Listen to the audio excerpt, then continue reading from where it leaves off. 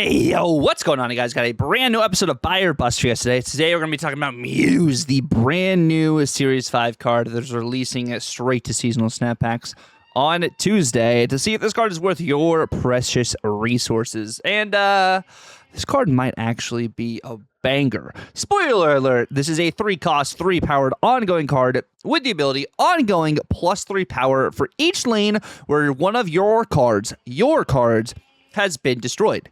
This card is the first iteration of this where certain interactions have to happen in the course of the game to be able to get that extra power. So that's a destroy card in the leftmost lane, the middle lane, and the rightmost lane in order to get plus 3 power for each of those, making this essentially a 3-12, which 3-12 might be nothing to scoff at. Of course, some of the cards that do enable the Muse is going to be something like a good old Killmonger. Killmonger is a global effect that can kill cards in its lane, as well as the adjacent locations, as well as something like a Death. You're destroying so many different cards. Death is more often than not going to get value from the cards you do destroy. And then, of course, there's going to be a good old Weapon X, which, of course, is kind of maybe a little bit more cope. But Weapon X also gets power for the amount of cards you've destroyed throughout the course of a game while it is on the board. Not ongoing like Muse, but maybe in the future it could be ongoing. I think that would make this card better if it was ongoing, because then it's not limited to having to be on the board before enable all this stuff, kind of like why Muse is potentially really solid at the 3-12. Now, the cards that do counter this, though, are going to be some cards no other than the good old Cosmic Ghost Rider. If this is in the front row, Cosmic Ghost Rider, of course, removes the text of that card. Something like a Shang-Chi, if this does hit that 12-powered stat line, Shang-Chi can hit cards that have 10 or more power. And something like an Enchantress. It is an ongoing card. Enchantress can remove the ability. Rogue can steal it. Deafening Chord can also hit this because it's a 3-cost or less powered card. And then also things such as Lady Deathstrike if you haven't destroyed any cards. Red Guardian if it's the only card in the lane. Like, there's a lot of cards that can potentially hit this. And also a key synergy that I didn't have on screen is something like Tombstone. The Data Mine Tombstone is a 2/3 on reveal, destroy your lowest powered card at each other location, which if that releases as is, would be a really good enabler for this card and potential other destroy cards. Now, as we do move on to the good for this card, it is an ongoing card, so destroys can happen at any point in the game for you to be able to get this power onto this card. Of course, the power does not exist necessarily on the card until this is played. It just has the 3-powered stat line in your hand.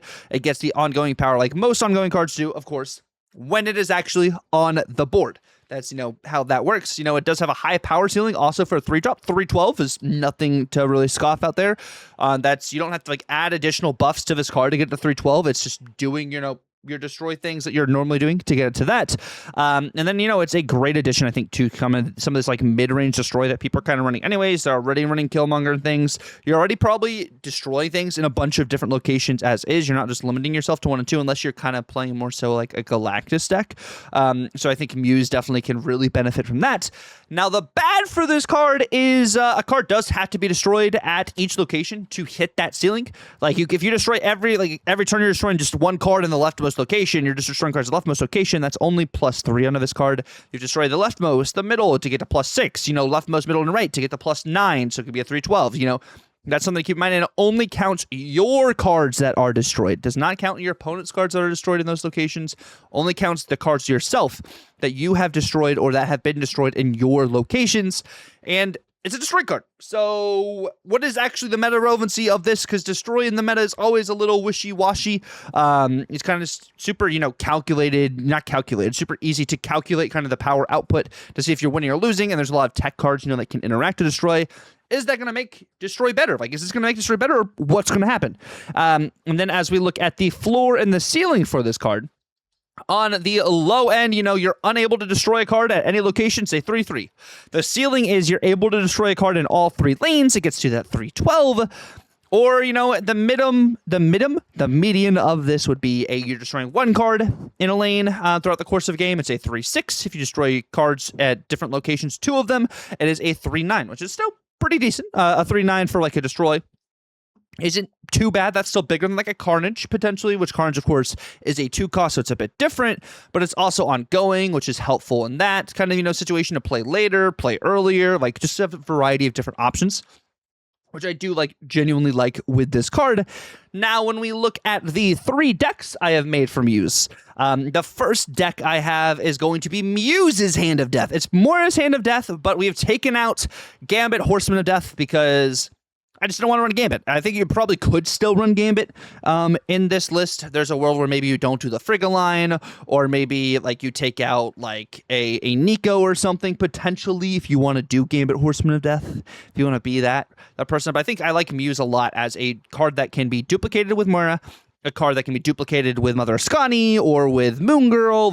Having that as an additional just scaling option for this mid-range style of destroy is something that I really like and I think fits really well into this style shell. X23 could bounce around to a bunch of different locations.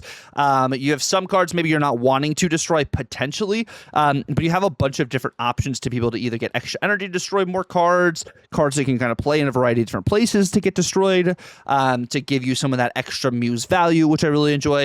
The next deck we're going to have is more of a Dormammu style of destroy here.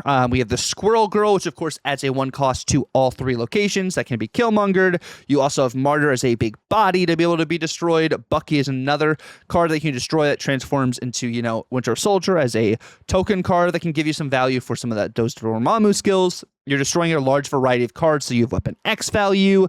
You also have Debris as rocks to add to adjacent locations for cards that can be destroyed in 2 different locations for some of that Muse value. Dormammu is a big power card to be able to get slammed down on the board with the 3rd summoning ritual. A lot of different options with this Muse style into more of the Dormammu style of things.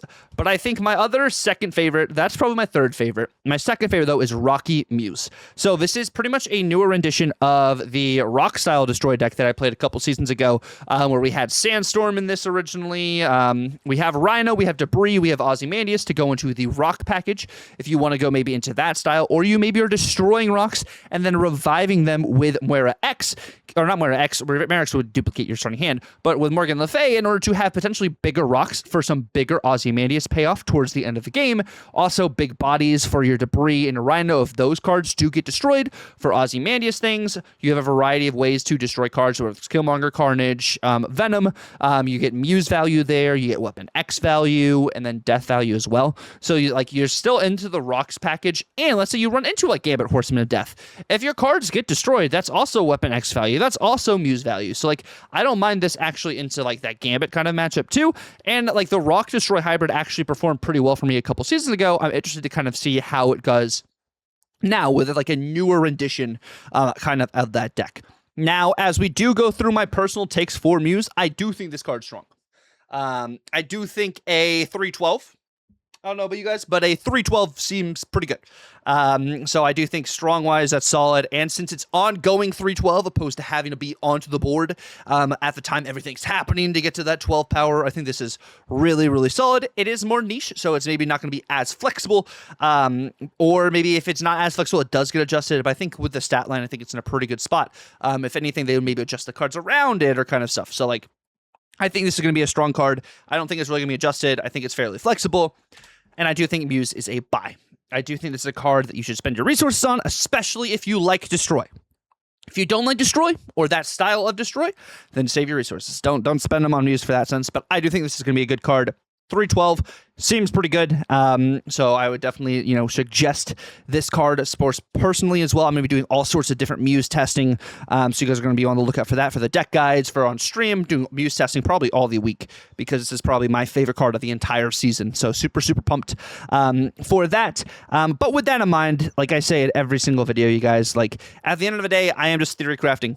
This is me not having hands-on access with the card, not necessarily knowing how the meta is going to, settle.